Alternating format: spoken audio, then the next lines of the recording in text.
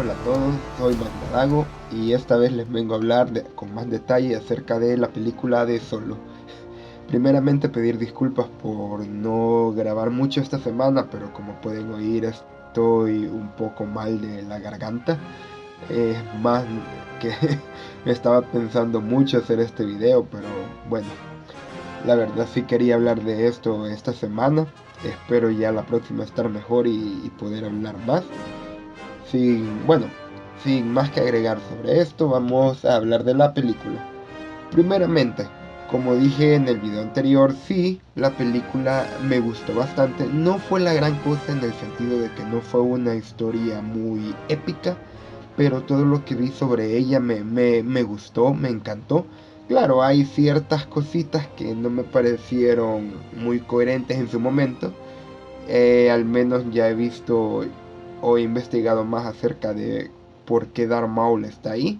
En su momento dije que no me parecía muy coherente o no me terminaba de agradar, pero también hice referencia de que no había visto Hijo de Dathomir, que es el cómic que habla sobre Darth Maul.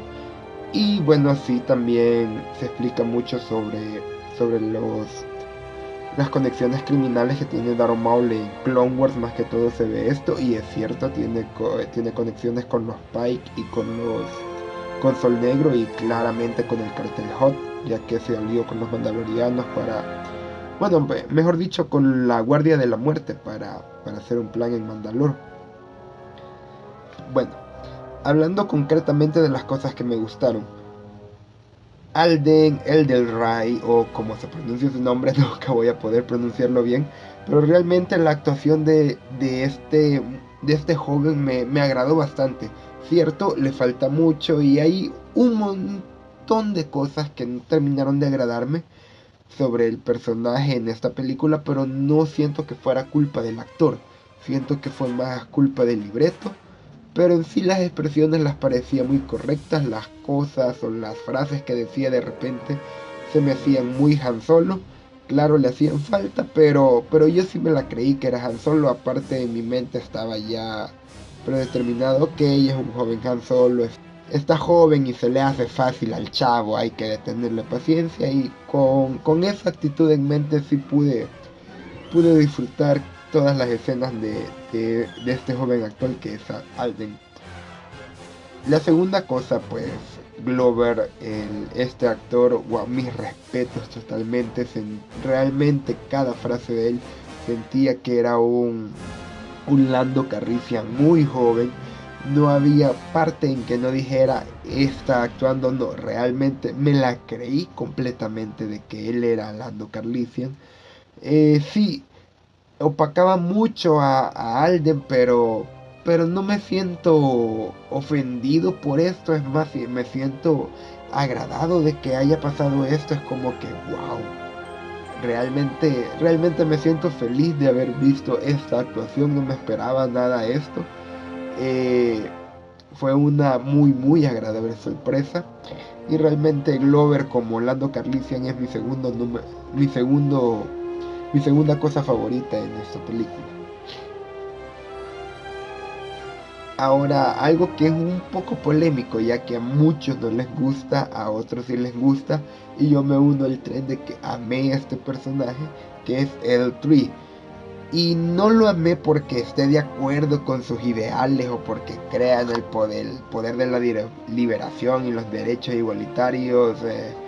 Tengo una opinión muy distinta a esto y no la daré aquí porque estoy hablando de Star Wars.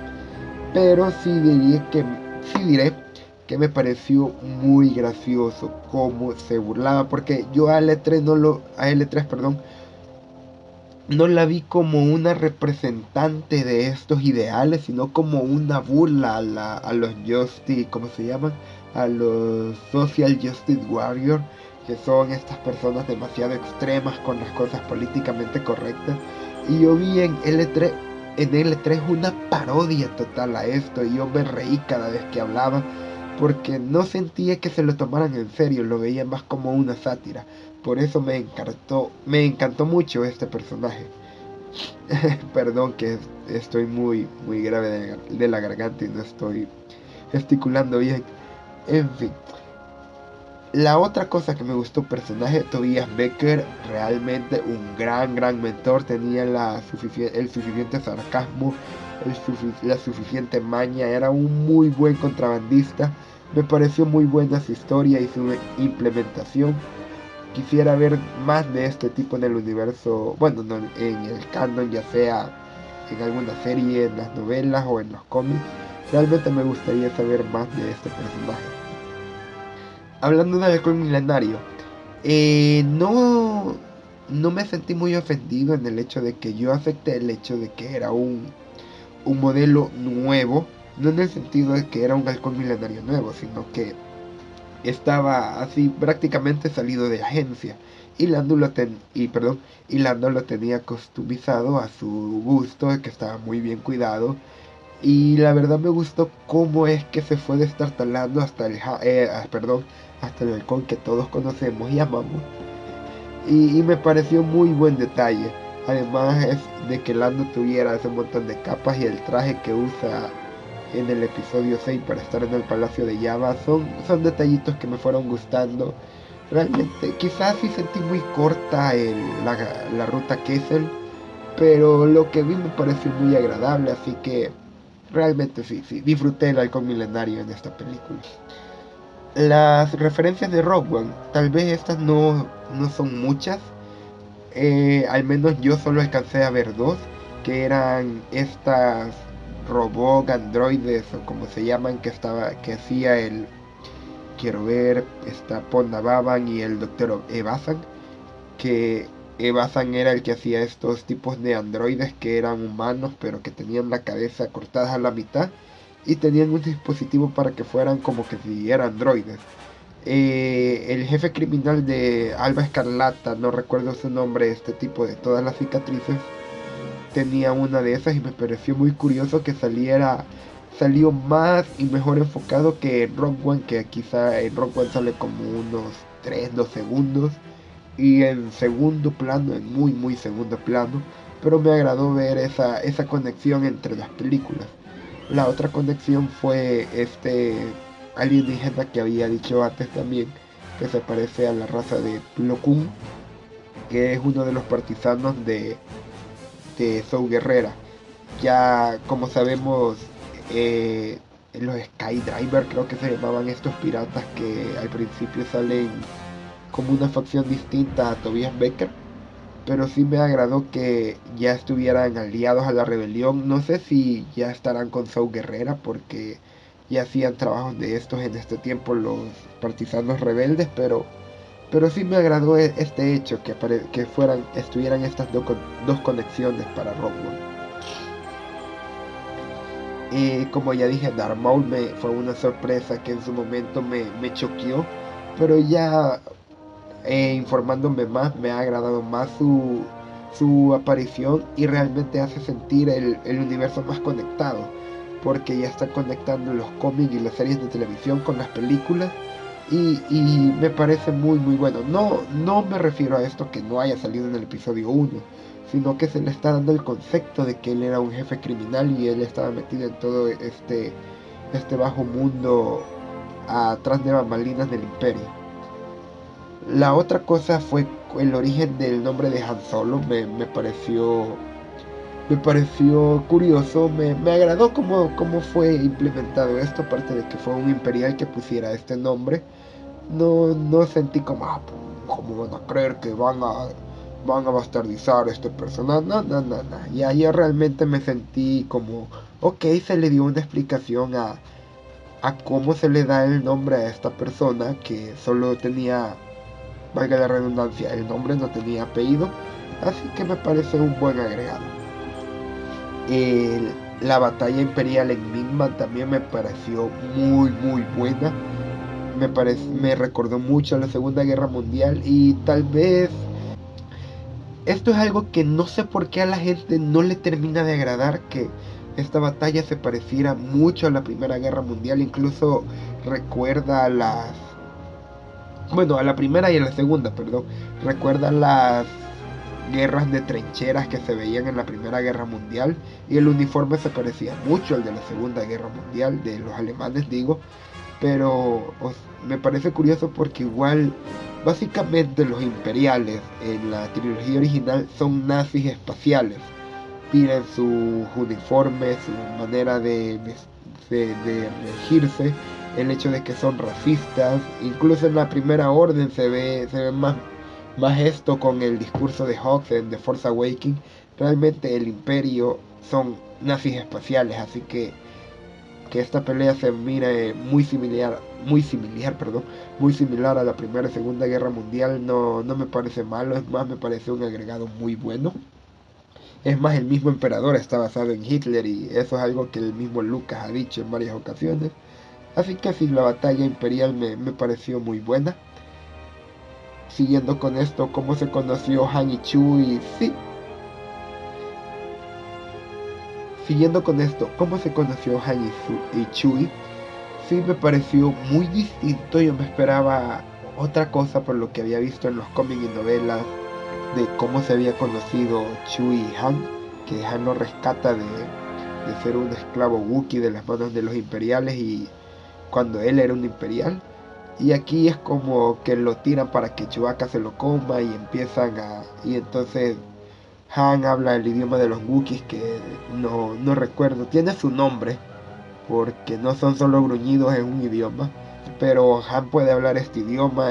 Al menos en el universo expandido tiene explicación de por qué Han puede hablar este idioma. Aquí pues realmente no se sabe si será la misma explicación, pero tampoco es algo muy rebuscado que él tenga conocimiento sobre esto. Me pareció que el hecho de hablar el idioma de él para crear simpatía en el mismo Chewbacca me pareció un buen detalle, y cómo se aliaron al principio y fue esta alianza a conveniencia y que todavía no confiaban uno con el otro, me pareció un buen inicio para su amistad. Así que sí, eso entra en los otros puntos que me gustan.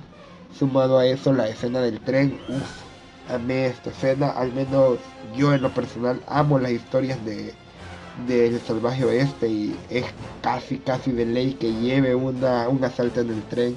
Incluso de Regreso al Futuro hay un asalto en el tren. Siempre que hay un asalto en el tren me encanta. Creo que es casi imposible hacer mal una escena de asalto del tren. Así que en mi opinión fue brutal como fueron muriendo los personajes del crew de Tobias Becker, y la pelea en sí me pareció una pelea muy entretenida, y cada aspecto de ella no tiene para mí ningún desperdicio. Cuando se referencia a vos, a Aura Singh y a los carteles criminales como los Pike, también me agradó eso.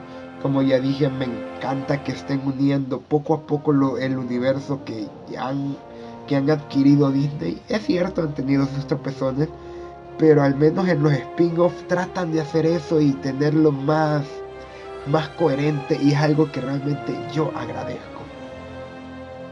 De ahí el saludo que hace Han a Lando al final de la película, que es claramente el mismo saludo que le hace Lando a Han en el episodio 6.